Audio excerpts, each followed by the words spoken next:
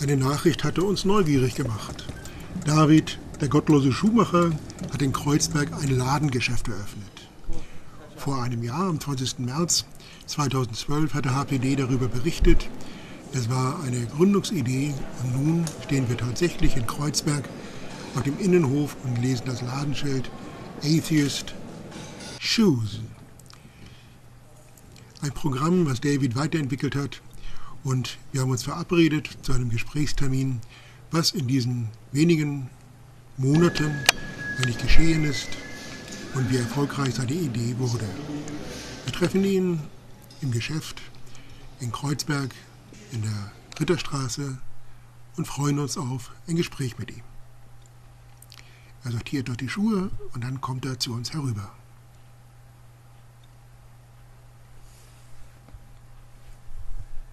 So yes, I think I met you when, was the Kickstarter campaign already launched when I met you? Okay, so those very, very early days. At that stage too, it was less than 2 years ago, it was about 1 year and 3 months probably. Mm-hmm. And at that stage we had been surprised by the response to this first shoe we made, and then suddenly realised we had to have a business, and yes, I was madly busy trying to figure out how to do that and raising funds from Kickstarter, and we successfully raised twice the money we needed. We made a first batch of shoes, and we launched a website 1 year ago in June 2012, and since then people have been buying our shoes all over the world.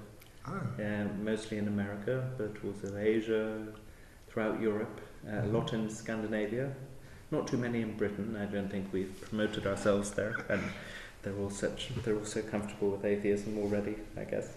But it's been a huge success, and I have completely taken a change of career. I now do this full time, all the time. We have 3 or 4 people who work for us, and it's exciting and busy, but we're learning quickly.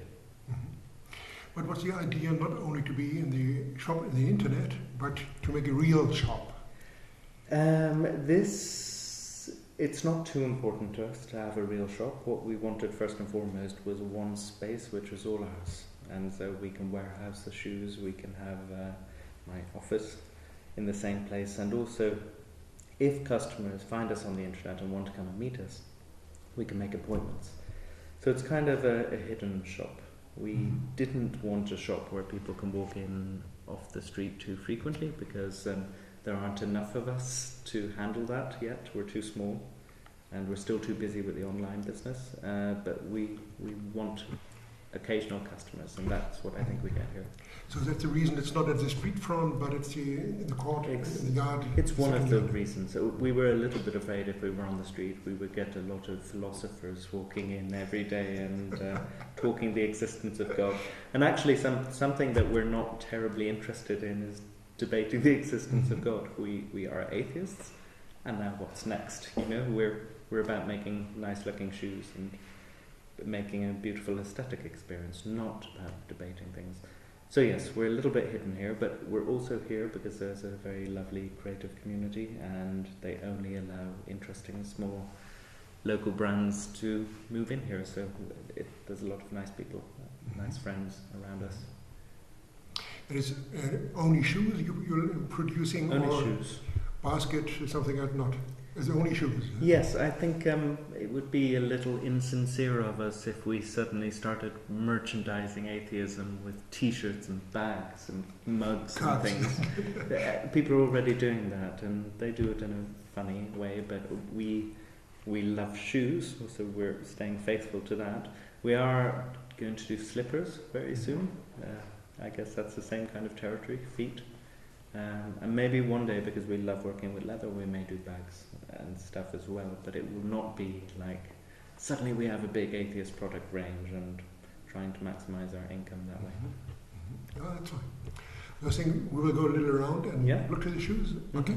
Let's do that. Okay, let's do that. So I think when we met, I was wearing this shoe, which was historical. Huh? Yes, it was our first ever prototype, and it had we carved "Ich bin atheist" into the sole. So that was very, very early days. And we have made a leap from that to this, as you can see. So we've lost a little bit of the maybe Bauhaus complexity, but we've gained something which actually very effectively leaves a mark. So if you walk in snow or sand or mud, it leaves a mark, and it's endless hours of fun.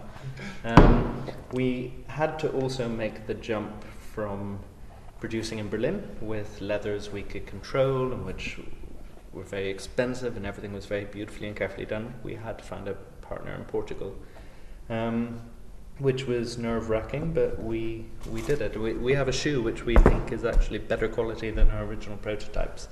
So if we were to make these and sell them to you, they'd cost more than €1,000, because that's made in Germany rates. But these, we sell them for €150 on our website, and the quality is pretty much the same. They're handmade in Portugal. We have a nice partner there where they can just make so many shoes so quickly. And yeah, that's our production story. We're happy to keep it in Europe, which was important. It's actually much easier to produce in Europe. I don't understand all these people who say, oh, they're not made in China. That's amazing. Going to China is a headache. And I think when you're producing millions of shoes, yes, then maybe. Then maybe Asia. But a lot of the Chinese, the people producing in China are coming back to Europe now, because when you add up all the costs, the translation, the travel, the mistakes, the chasing of money, which can be difficult, it's a lot cheaper in the long run, and at our scale, to produce in Europe. So I'm quite proud of that. Everything comes from Europe. Are there different lines, or only the Atheist line? No, we have 2 lines. So the Atheist one, and we also have this fellow, Darwin Loves, which is it began as wordplay. Yeah, it began as wordplay without us really thinking about it. Substituting Jesus loves for Darwin loves.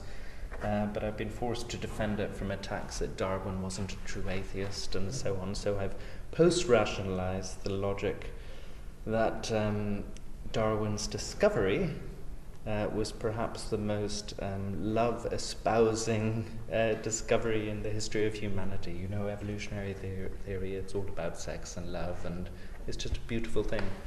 And we think his thinking was the basis for so much social development, for the elimination of God, for the liberation of people and their sexuality, their intellectual freedom as well. So blah blah blah blah blah. Yes. So Darwin and evolutionary theory does love conceptually, absolutely. And are there also different sizes? I saw a very small one there. This one. That's that's a baby shoe we're prototyping. This is the big one, but yes, these are going to say, I believe in mummy and I believe in daddy on the sole, because the only supreme being a baby knows is their parents. And we like to think that it's funny and not terribly offensive. We can imagine making atheist baby shoes will be quite incendiary for some people. So. But we have girl sizes. We go down to size 35, and and up to size 49. I don't think I have a 49 here. Yes, but we have found people who don't even fit into 49, so we have to go further. Yeah, particularly in America, some huge feet. Yeah, really. The Americans living on great feet. Say again? The Americans are living on great big feet. Yes, it's true. It's true. It's very symbolic. Yes, it's. But we did hand make a shoe for someone who had size 52 feet. So yeah. Okay. I pity them. Expensive having big feet. Yeah. So David, good luck. Thank you very much. Enterprise. Thank you. And I think in 2 years we will come again. Yes. See what will be with the Atheist. Hopefully we're still here. Yeah. That would be awesome. Maybe. Okay, thank you. Thank you.